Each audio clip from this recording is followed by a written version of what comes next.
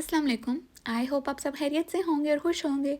दुआ करती हूँ कि अल्लाह ताला सबको अपनी हिफ्ज़ ईमान में रखे और हमेशा खुश रखे। आप सबको इस बात का अच्छे से अंदाज़ा होगा कि चाइना से एमबीबीएस करने के लिए हमारा एचएसके क्लियर करना कितना इम्पॉर्टेंट है। बिकॉज़ हमें तब तक डिग्री नहीं मिलती जब तक हम लोग एचएसके क्लियर ना कर लें। ऑब्वियसली अगर चाइना हमें अलाउ कर रहा है, इतनी बड़ी डिग्री हम लोग यहाँ से ले रहे हैं, तो इनकी भी कुछ गवर्नमेंट के रूल्स होते हैं। सो उसी के अकॉर्डिंग हर स्टूडेंट को जो कि यहाँ से एमबीबीएस करता है, उसके लिए एचएसके क्लियर करना बहुत ज़्यादा इम्पॉर्टेंट है।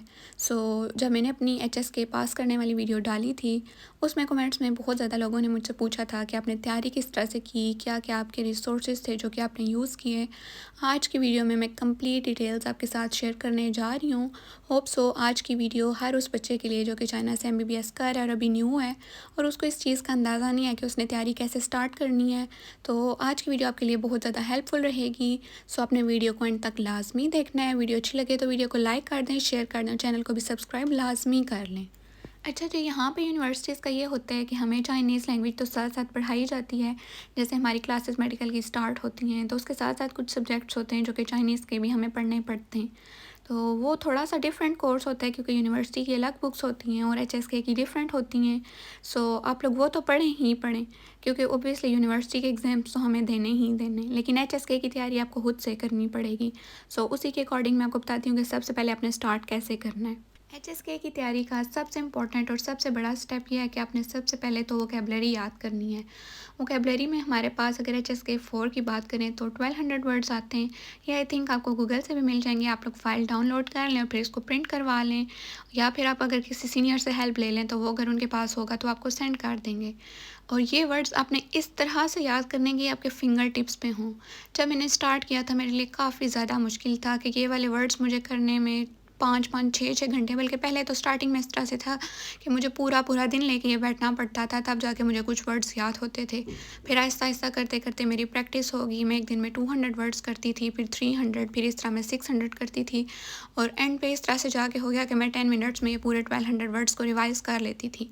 और इनको मैंने इस तरह से याद किया था कि सुबह भी इनको रिवाइज़ करती थी जब मेरा एग्ज़ाम होने वाला था ना, और रात को भी, मतलब 1200 सुबह और 1200 रात को। ये आपके फिंगर टिप्स पे होने चाहिए। अगर आपकी वोकेबलरी स्ट्रॉन्ग होगी, आपकी लिसनिंग भी हो जाएगी, आपकी रीडिंग भी हो जाएगी, हर चीज़ आपकी हो सकती है। तो आपने वोकेबलरी को बहुत ज़्यादा अच्छे से याद करना है। ये फ़ाइल होती है, इसमें इस तरह से पहले चाइनीज़ करैक्टर लिखा होता है, फिर उसके बाद उसका पिनियन होता है, फिर उसका इंग्लिश मीनिंग होता है, फिर सेंटेंस में उस वर्ड को यूज़ करने का तरीका होता है।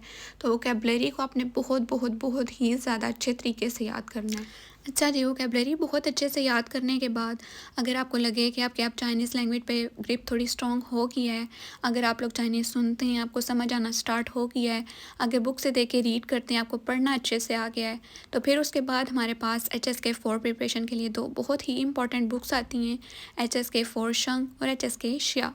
ये दो बुक्स हैं, इनका बहुत इंपॉर्टेंट रोल होता है एचएसके की प्रिपरेशन में। ये दोनों बुक्स आई थिंक आपको गूगल से भी मिल जाएंगी, या फिर अगर आप लोग ऑर्डर करते हैं तो ताओबाओ और पिनडोडो से भी बहुत रीज़नेबल प्राइस में मिल जाती हैं। एचएसके 4 शंग और शिया की दोनों बुक्स के 10-10 चैप्टर्स होते हैं, दोनों को मिला के 20 टोटल इनके चैप्टर्स होते हैं। और सिंपल बुक्स भी होती हैं, इसके साथ इनकी प्रैक्टिस बुक्स भी होती हैं। सिंपल बुक्स का फ़ायदा ये होता है कि अगर आपकी चाइनीज़ रीडिंग इतनी स्ट्रॉन्ग नहीं है, आपको समझ नहीं आती, पढ़ना नहीं आता, तो वो उसमें आपकी बहुत ज़्यादा हेल्प करती है, क्योंकि उसमें सिंपल वोकेबलरी के वर्ड्स होते हैं, फिर आगे बड़े बड़े पैराग्राफ्स होते हैं, जैसे सिंपल बुक के हमारे पास चैप्टर्स होते हैं ना, उस तरह। तो उसमें वो आपकी बहुत ज़्यादा हेल्प हो जाती है। और एक और बहुत इंपॉर्टेंट बात मैं आपको बताऊं कि जब तक आपको चाइनीज़ लैंग्वेज रीड करनी नहीं आएगी तो आप एग्ज़ाम पास नहीं कर सकते। आपकी रीडिंग बहुत ज़्यादा स्ट्रॉन्ग होनी चाहिए, क्योंकि लिसनिंग भी हमें तब ही समझ आएगी जब हमें वो चीज़ पढ़नी आएगी। हम लोग जब तक पढ़ नहीं सकेंगे तब तक हमें नहीं पता चलेगा कि वो बोल क्या रहे हैं और ये क्या लिखा है। और रीडिंग आपकी इतनी स्ट्रॉन्ग होनी चाहिए कि आप पढ़ें तो आपको साथ साथ उसका मतलब भी समझ आता जाए।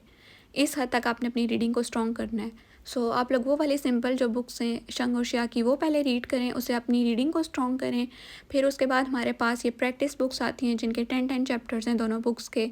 शंग थोड़ी इजी है और शिया थोड़ी डिफ़िकल्ट है, और इसके भी जैसे पार्ट्स होते हैं हमारे पास एचएसके 4 के, उसी अकॉर्डिंग ये होती है। ये प्रैक्टिस कर लें तो हमारी बहुत ज़्यादा हेल्प हो जाती है। यहाँ पे मैं चैनल नेम ऐड कर रही हूँ जिसमें शंग और शिया बुक का सोल्यूशन है, साथ में आपको लिसनिंग भी मिलेगी, जिससे आपको पता चल जाएगा कि आपके आंसर्स क्या क्या हैं, आप लोग जो लगा रहे हैं वो ठीक हैं, और जो रीडिंग और राइटिंग पार्ट है उसके भी आंसर्स होंगे।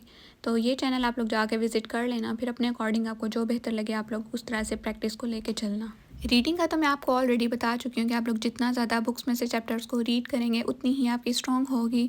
और सिर्फ ये नहीं कि आपको वो रीड करना है, बल्कि आपको साथ साथ उसका मीनिंग भी समझ आना चाहिए कि ये लिखा क्या है। तो इस तरीके से आपने अपनी रीडिंग को स्ट्रॉन्ग करना है।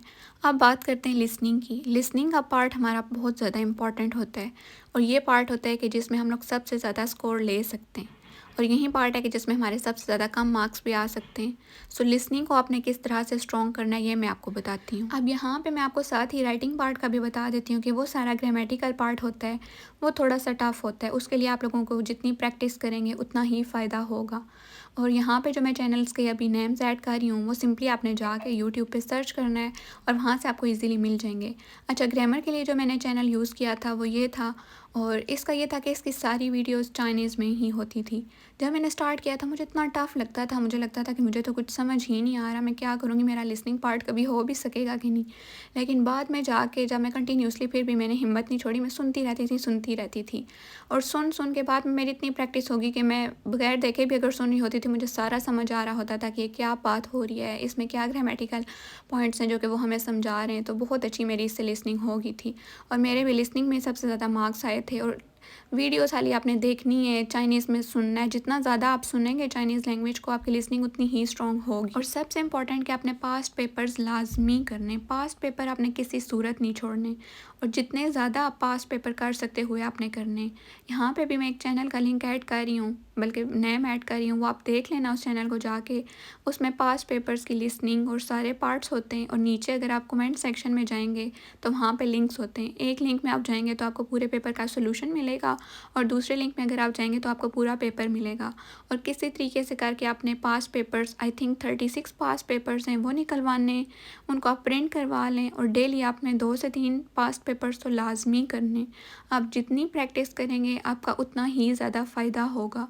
और एक और इम्पॉर्टेंट बात कि आपने इस तरह से नहीं करना कि पूरा पूरा दिन आप एक ही पेपर सॉल्व करने में लगा रहे हैं, नहीं। आप लोगों ने इस तरह से करना है कि टाइमर सेट करना है, या फिर आप लोगों ने जाके देख लेना है कि HSK का अगर कोई पार्ट है जैसे लिसनिंग है तो उसके कितने मिनट्स होते हैं, उसी के अकॉर्डिंग फिर आपने उतने मिनट्स का टाइमर सेट करना है, और फिर आपने उस पेपर को सॉल्व करना स्टार्ट कर देना है। तो टाइमर अगर लगा के आप करेंगे तो आपकी प्रैक्टिस बहुत ज़्यादा अच्छी हो जाएगी, एंड आई एम श्योर कि आपके मार्क्स बहुत ज़्यादा अच्छे आएंगे। ये थी जी मेरी आज की वीडियो, जिसमें मैंने आपके साथ शेयर किया है कि मैंने अपनी HSK 4 की तैयारी किस तरह से की थी, कौन कौन से रिसोर्सेज थे, कौन कौन सी बुक्स थी, कौन कौन से यूट्यूब चैनल्स थे जिनके थ्रू मैंने अपनी तैयारी को कंप्लीट किया था। होप सो वीडियो आपके लिए हेल्पफुल रही होगी। अब इस वीडियो में मैंने HSK 4 का जो प्रॉपर एग्ज़ाम है उसको कवर नहीं किया, क्योंकि उसके भी डिफरेंट पार्ट्स होते हैं, काफ़ी डिटेल में वीडियो चली जाती, और उन पार्ट्स के लिए टाइम कितना इंपॉर्टेंट होता है, टाइमिंग बहुत ज़्यादा मैटर करती है कि इस एग्ज़ाम में। तो वो भी एक टोटली अलग टॉपिक बन सकता है। तो उस पे भी अगर आप लोग चाहते हुए कि मैं वीडियो बनाऊँ तो मैं इंशाल्लाह कोशिश करूँगी कि बनाऊँगी, जिसमें मैं प्रॉपर सिर्फ आपको एग्ज़ाम का गाइड करूँगी कि आपने किस किस तरह से कौन से पार्ट्स पहले करने हैं और टाइम किस तरह से मैनेज करना है। होप सो वीडियो आपको अच्छी लगी होगी। वीडियो अच्छी लगी हो तो वीडियो को लाइक कर दें, शेयर कर दें, चैनल को सब्सक्राइब लाजमी कर लें। इंशाल्लाह बहुत जल्द एक न्यू वीडियो में आपके साथ मिलूँगी, तब तक के लिए मुझे इजाज़त दीजिए। अल्लाह हाफिज़।